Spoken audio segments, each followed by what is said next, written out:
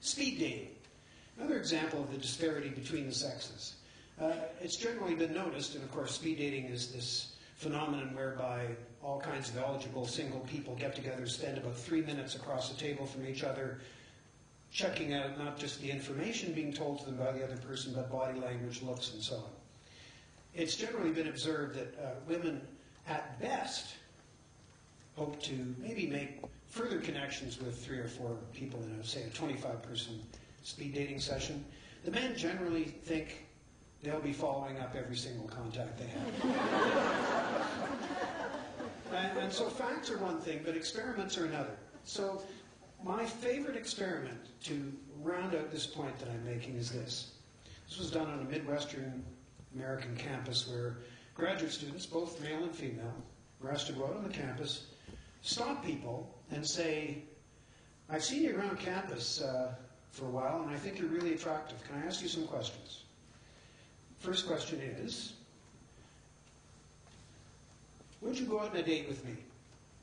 Well, 50% of the women and 50% of the men say yes. So the second question, would you come to my apartment? Well, 69% of the men say, of course. 6% of the women. And then finally, the last question, would you go to bed with me? 75% of the men say yes. I'll come back to that in one sec.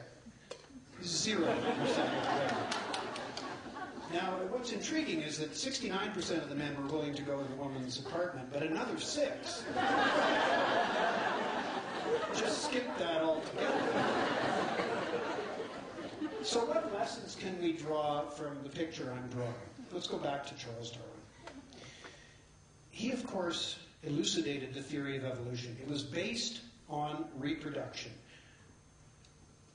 In a generation, many animals of any kind have varying genetic backgrounds. Some will have advantages by mutation, some will have disadvantages. The ones with advantages will reproduce more, have more offspring into the next generation. That's the goal. The evolutionary goal is to send more offspring into the next generation, hope that they reproduce, and so on, so you can extend your genetic heritage down through the centuries and millennia. In 1871, Darwin introduced the idea in his book of sexual selection. Now, this is where it's not quite natural selection. Natural selection is where my genes suit me, fit me to the environment so well that I thrive and I'm able to reproduce. Sexual selection is based not on choosing a mate because that mate is extraordinarily fit for the environment, but because that mate appeals to you for some reason. So it's between individuals. The environment is now only a background. So for instance, let me give you an example of this. This is the famous Irish elk, extinct now. It was neither Irish nor an elk. But it did have that remarkable rack of antlers, 3.5 meters across, could weigh 40 kilograms. And let's not forget, every season it would have shed those antlers, as deer do today, and grow them back. So it was an enormous task, huge energy-consuming task. Why did they do that? Either because male-to-male combat involved bashing their heads together, and the guy with the bigger antlers might win that, or in fact, it might actually have become simply an attractive symbol for female Irish elk. And so the bigger the rack, the more attractive you are.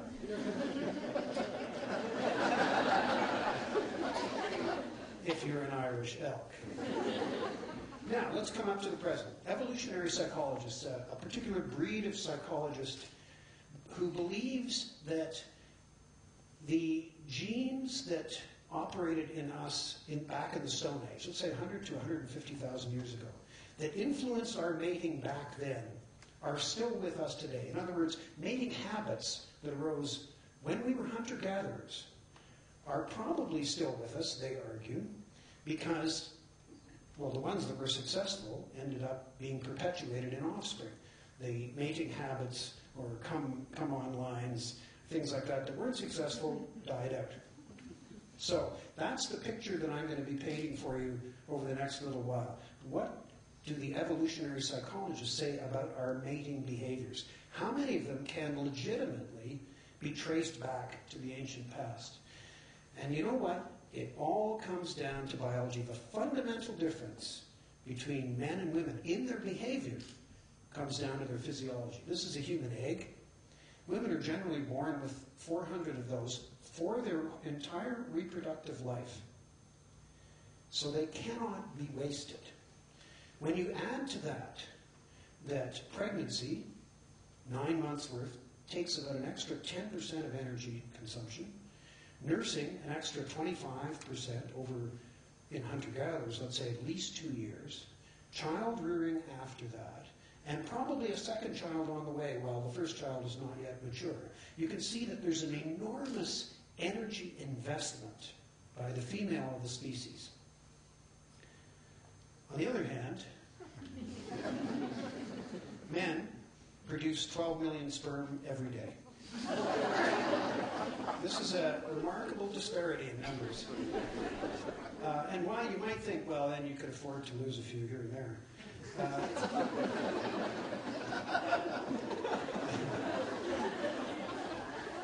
You know, you like to have not just a good man, but a mature one.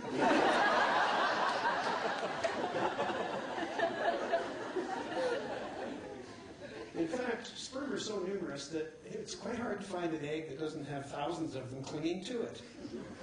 So, what does this mean? Men make millions and millions of sperm. Women have a huge energy investment ahead of them if they're going to reproduce. So here's what that comes down to. According to the evolutionary psychologists, single biggest difference between men and women is this. Women look primarily for a mate with resources, because she has to be sure, if she's going to get pregnant, that pregnancy and nursing and child raising will be sustained through the time necessary. So looks, we'll talk about them later. Resources, absolutely fundamental. On the other hand, men are looking for fertility. Yes, they've got a lot of sperm, but if they are going to mate, it should be with somebody who is going to get pregnant and therefore carry on his genes to